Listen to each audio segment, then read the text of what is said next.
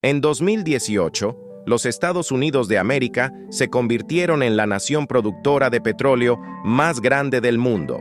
Luego, tan solo un año después, se convirtió en el mayor productor de petróleo de todos los tiempos, produciendo 12.300.000 barriles al día, superando niveles que los análisis expertos pensaban que eran inviables. Y a pesar de un periodo turbulento durante la pandemia de COVID-19, cuando los precios del petróleo cayeron temporalmente a valores negativos, la producción en los Estados Unidos de América continúa creciendo, lo que resulta aún más extraño dado que el número de plataformas petroleras en operación está disminuyendo. Vamos, exploremos el planeta.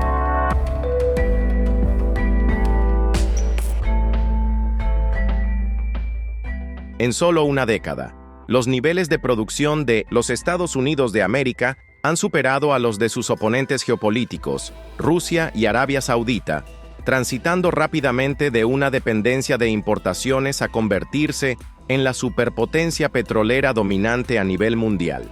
De hecho, los Estados Unidos ahora producen tanto petróleo que, por primera vez desde la década de 1940, se han convertido en exportadores netos. Esto está muy lejos de los Estados Unidos de décadas pasadas, que dependían crónicamente de proveedores geopolíticamente inestables que podían dejar de venderles petróleo en cualquier momento. Ahora, el país disfruta de su posición poderosa en el mercado global como el mayor productor y consumidor de gas, ganando una posición más fuerte en los acuerdos comerciales y haciéndolo menos susceptible al control del mercado por parte de la Organización de Países Exportadores de Petróleo.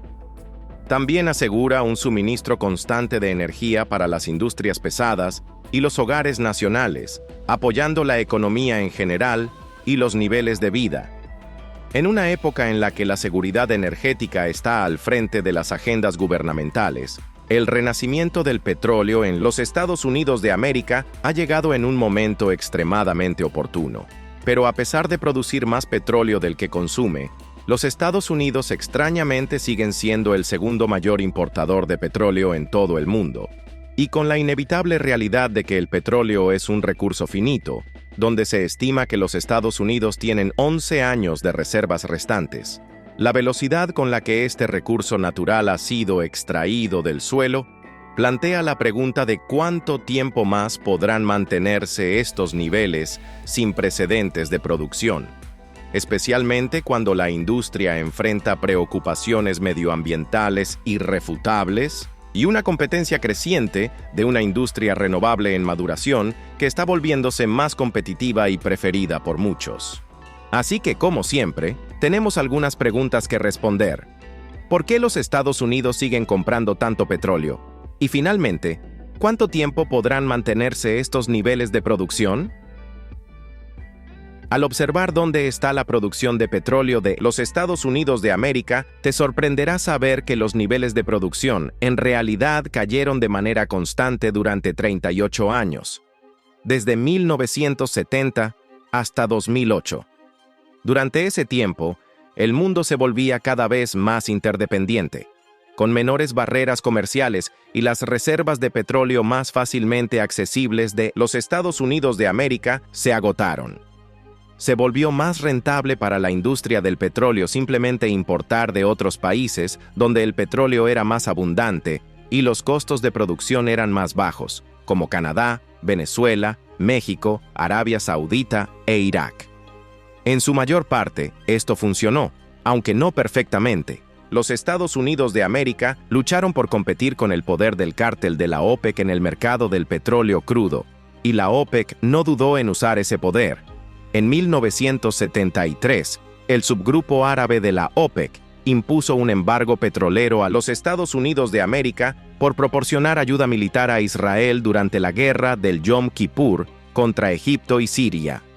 Los precios se dispararon repentinamente, lo que llevó a escasez en las estaciones de gasolina y a medidas desesperadas como un límite de velocidad de 55 millas por hora en las autopistas nacionales.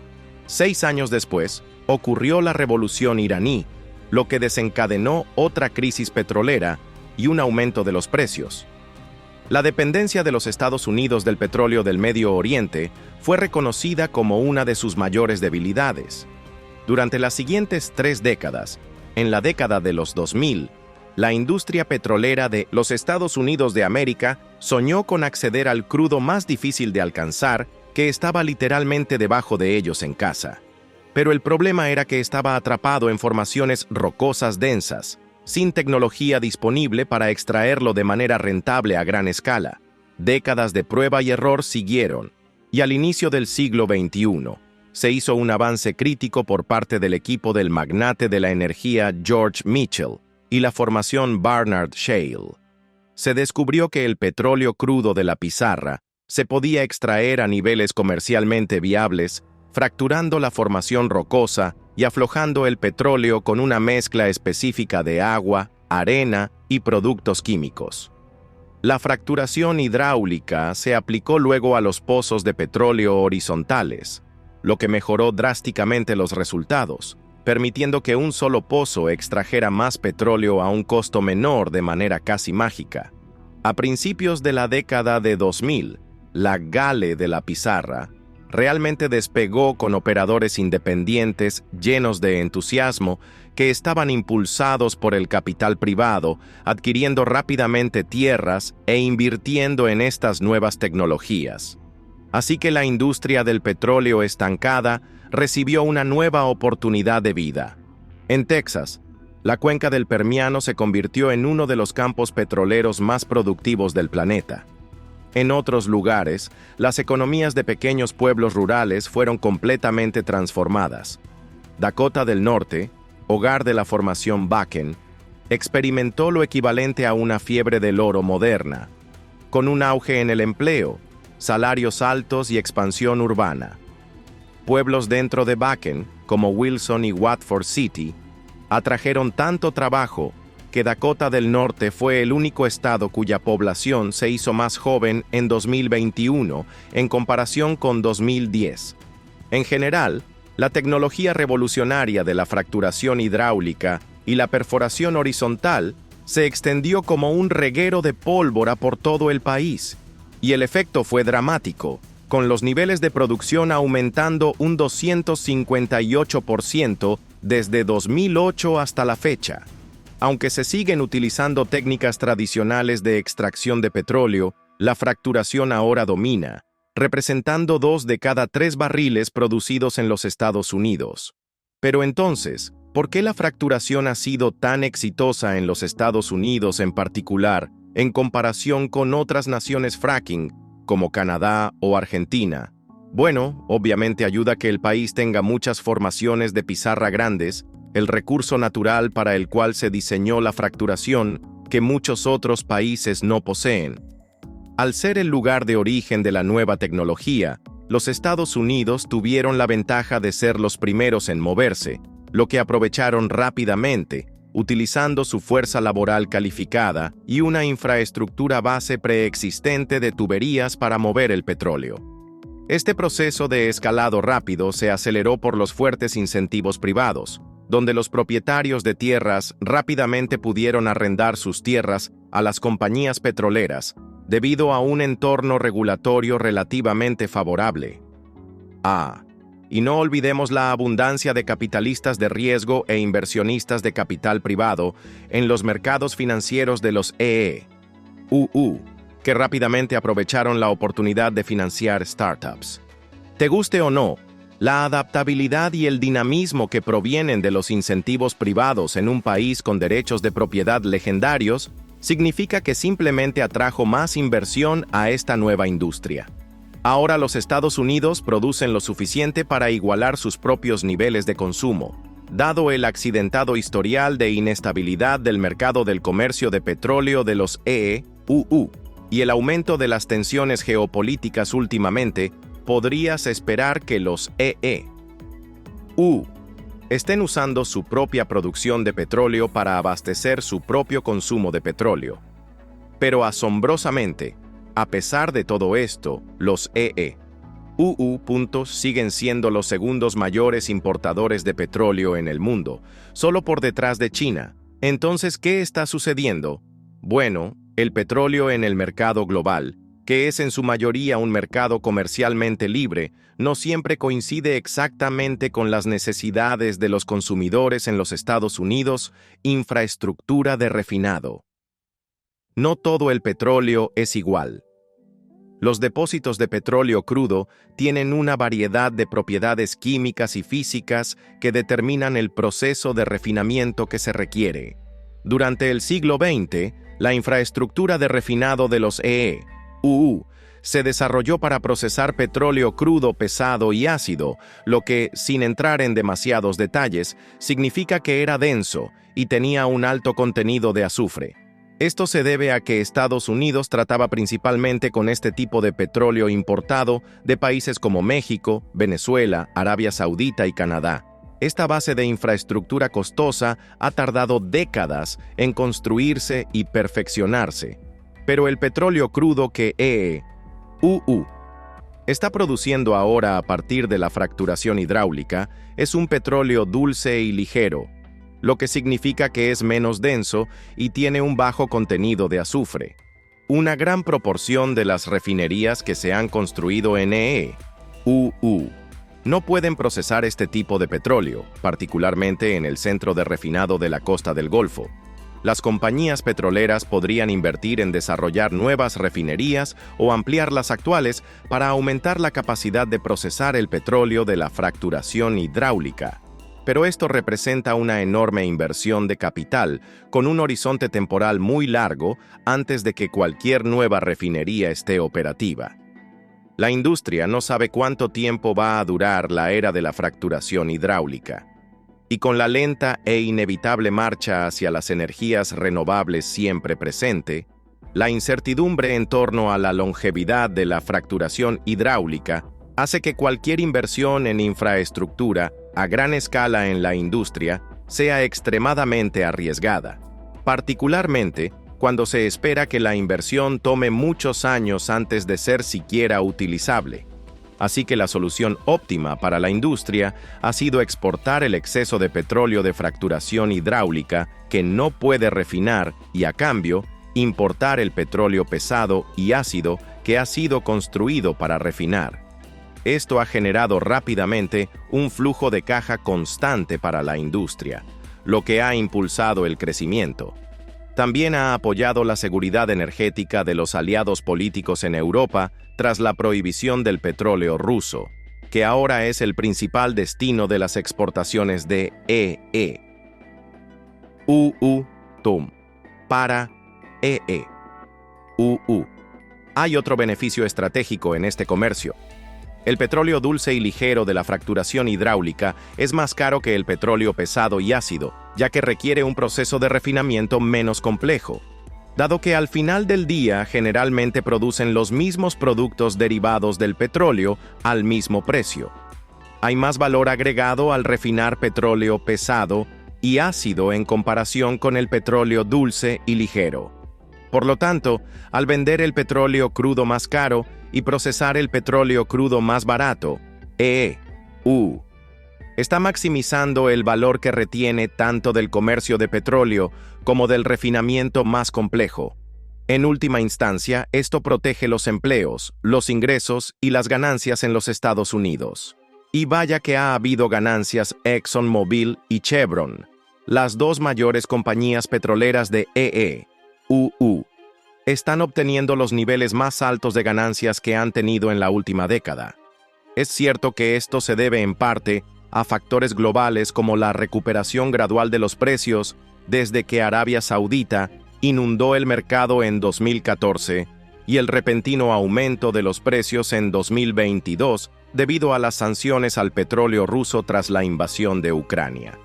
Pero estas salvedades son precisamente el punto.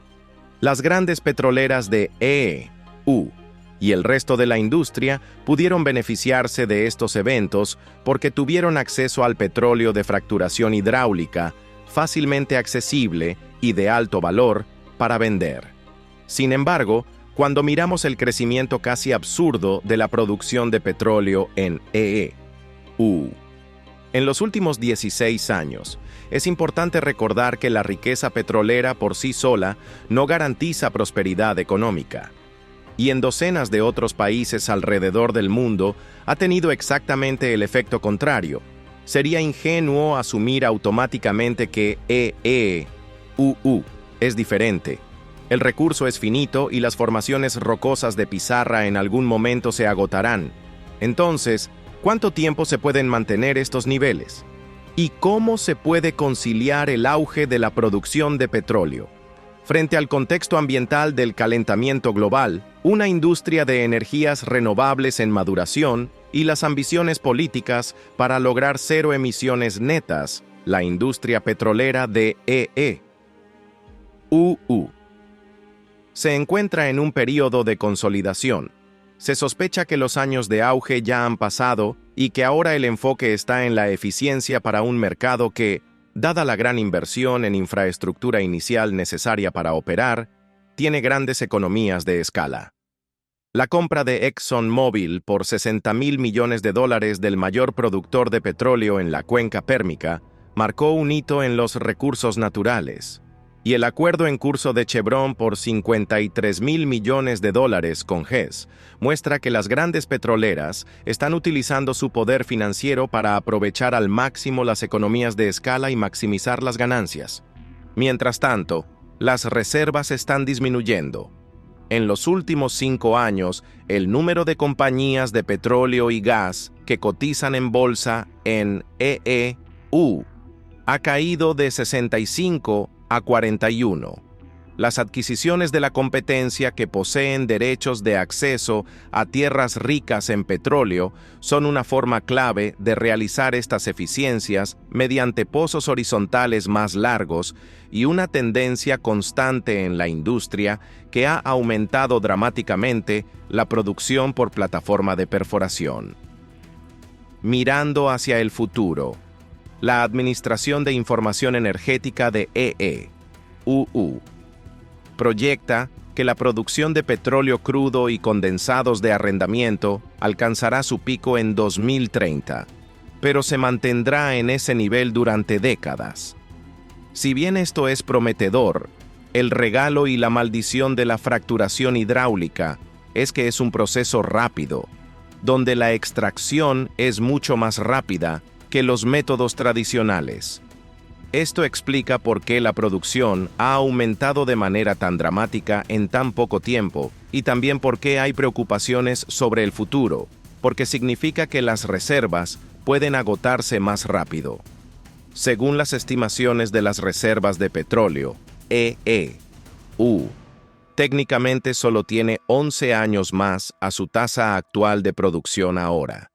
Esto se debe en gran parte a que estas estimaciones no tienen en cuenta la mayoría de las reservas de petróleo disponibles por fracturación hidráulica y están basadas en las reservas disponibles con tecnologías tradicionales.